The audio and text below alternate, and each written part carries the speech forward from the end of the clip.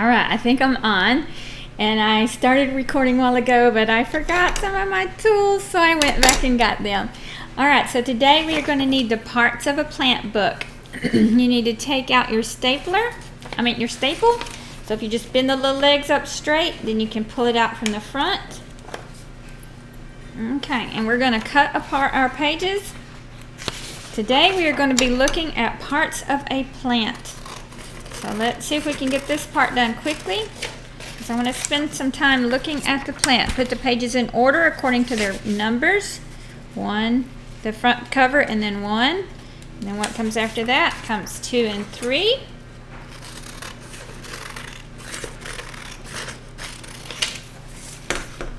Okay. 2 and 3. And then number 4 and 5.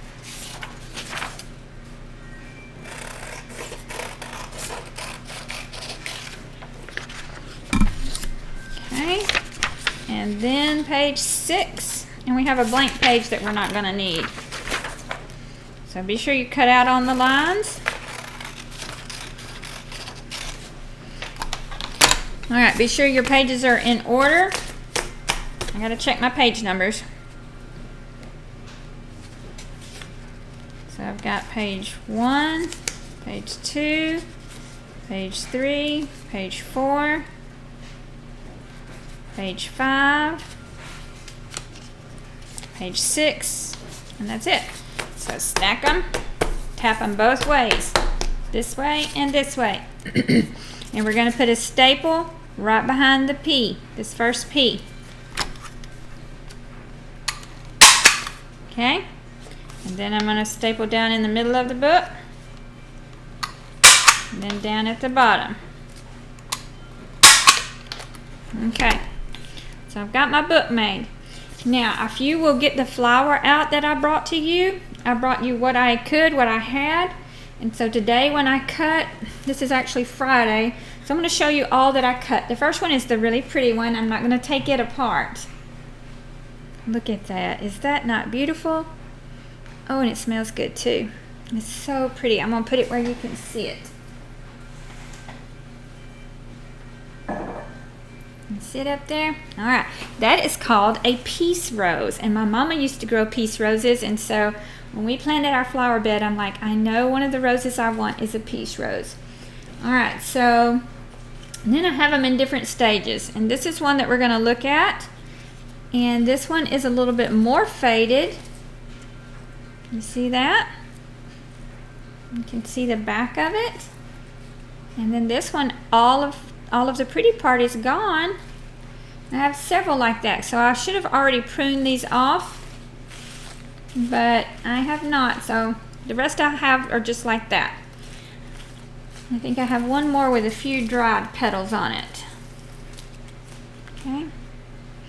So we're going to look at the parts of a plant, and we're going to use the book to help us. Ooh, I brought some bugs in. And we're going to mostly be looking at this one and this one. This one and this one, because this has all the pretty parts gone. This still has the pretty parts on it. So let's look. Parts of a plant. Remember to bend your pages so it will lay down flat. Like this. Alright, you read out loud as I read. Plants are made up of 5 basic parts, 5 of them. These parts include leaves. So as you can see, I have leaves. Stem. Do you know what the stem is? Do you see this long stick? That is the stem. Roots. I do not have any roots because I cut these off. The roots are in the ground, and I did not want to disturb the roots because I don't want to kill my plant. But as you can see in the picture, the roots are in the ground. Fruit and flower. I do not have fruit, actual fruit that you can eat, but I'm going to show you something. Let's learn about each of these parts in more detail. All right, let's bend our book. Leaves. So we're going to look at leaves. These are leaves.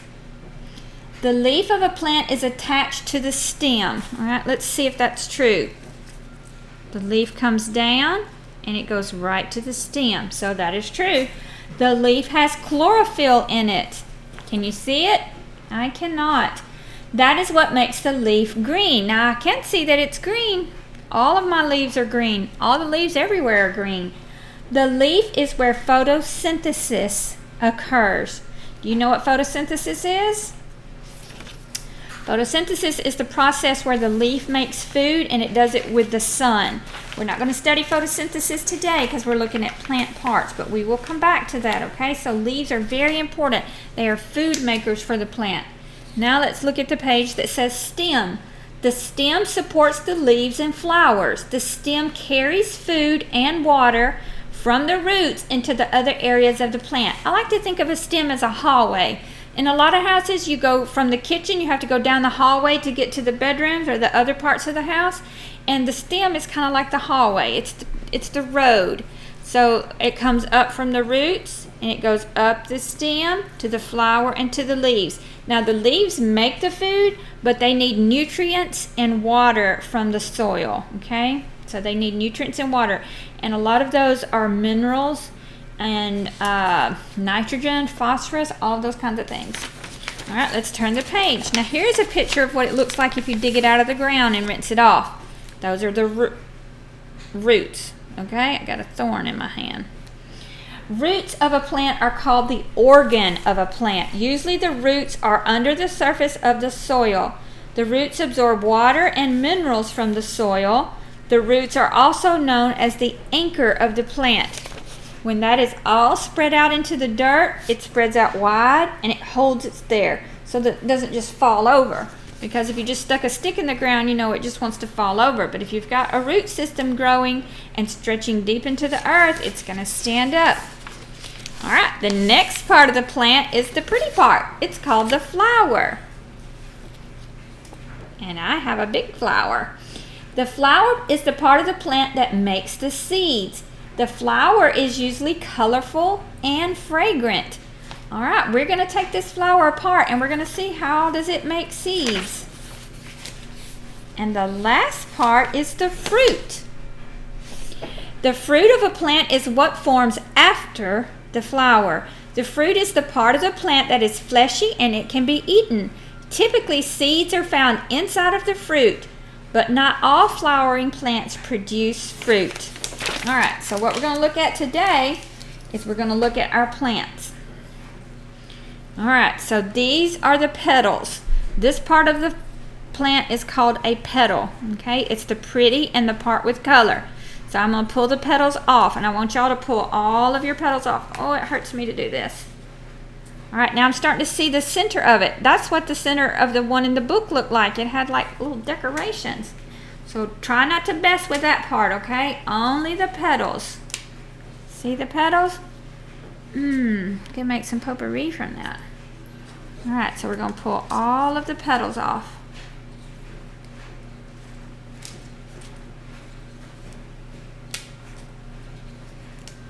All right. Now we're down to the center of the flower. These little fringy parts, that's called the stamen. Whoops, sorry, you couldn't see it. The little fringy parts on the outside are the stamen. The part in the middle is called the pistil. Okay? And you can see this is already, it's got little green. We'll pull the little green ones off. You can see it's already starting to get a little fat. Those are called the hips. All right, do you see that back there? It's starting to get fat back there. That's where the seeds are made. The pollen comes from the stamen and goes onto the pistils, and that makes seeds. How? I don't know, but I know that's the way God made it. So let's look at one of these others that was already dry. You see how it's already dry? All right, so it's further in the seed making process. So I'm going to tear the green parts off. All right. Now what we've got to do is we've got to cut into that, and we're going to find seeds. All right, so get a knife or some scissors.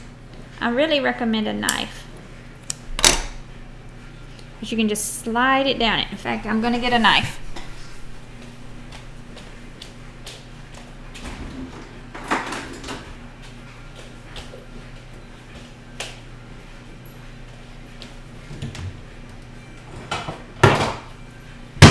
All right, so I have a cutting board here and a knife. So I'm going to turn this down where you can see what I'm doing. I'm going to cut into this and pull it open.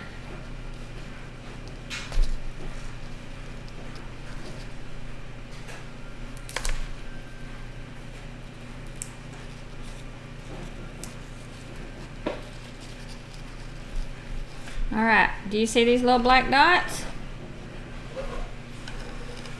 Can you see them? Those little black dots are seeds.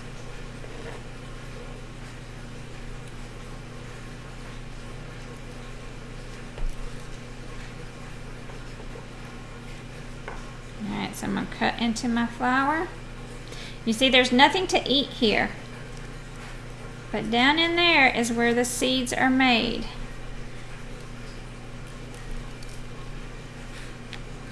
All right, I'm gonna try another one. I'm gonna try another one because I think those little black things are the seeds, but I'm not perfectly sure. That might have just been the little fringe from the stamen. All right, I'm gonna cut this one.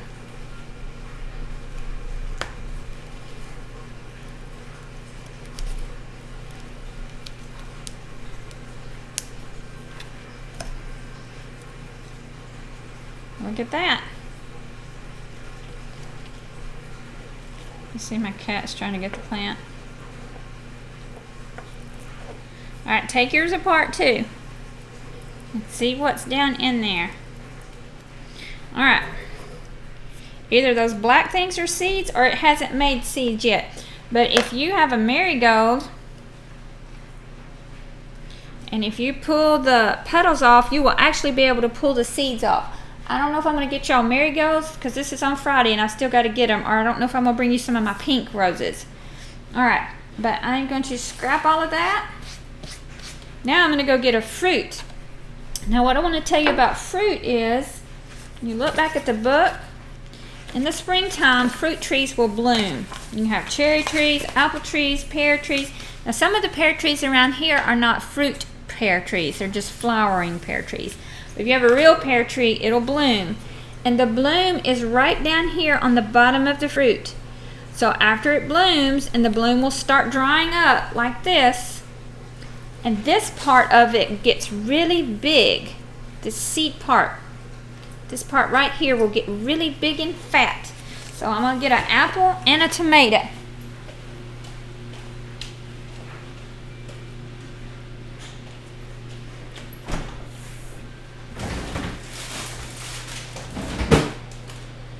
Every fruit comes first as a bloom, okay?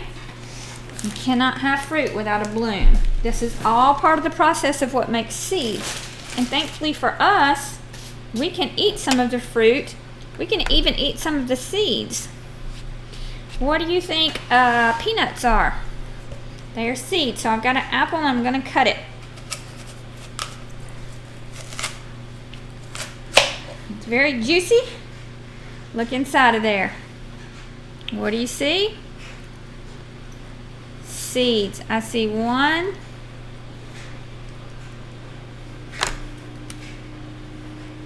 Let's see how many seeds there are. 1, 2, 3, 4 seeds. So from just one apple, I could plant 4 apple trees. Now, apple trees don't really grow that well in Texas. They need to grow in Washington, in the state of Washington. Let's see if I have my map here close. All right, so look where Texas is. Texas is right here. Oops, sorry. Get that off the screen. All right, Texas is right here. It's very hot. It's down in the southern part of the United States. Washington is up here. It's in the northern part of the United States where it's much colder, and apples usually do well there. All right, so that's the apple seeds I have. I'll put them back on the apple. Now I'm going to cut a tomato open. A tomato grows on a vine type plant. and you have to stake them up or they'll fall over. And before you have a tomato, you have a bloom. Okay, and so there's a bloom, and then as the pretty part falls off, the seed pod starts getting really fat. I know I've cut open tomatoes with you before, but we're doing it again. Look at all of those little seeds. The most amazing thing that God did, I don't know if you could say it's the most amazing, but one of the amazing things He did was every plant He created makes its own seeds. So you can grow a plant and you can always grow another plant from that, and then it will grow up plants and you can grow up more plants. It's replenishing. It does it itself. So God created an amazing earth with an amazing cycle to grow seeds, and we can. It's sweet and yummy, and we can grow them. So when you grow a garden, if you wanted to, you could save some of your seeds, like beans or peas or corn. You could save them back. You have to dry them, store them in a jar, and you got seeds for the next year. So it's pretty amazing. Probably 10 ears of corn would be enough for you to plant a whole garden. All right, that is all we have in science today, and we have learned the parts of a flower. And tomorrow, or Monday, Tuesday rather, this is for Monday, so on Tuesday we will get our labels out for parts of a flower, and we'll label it. All right.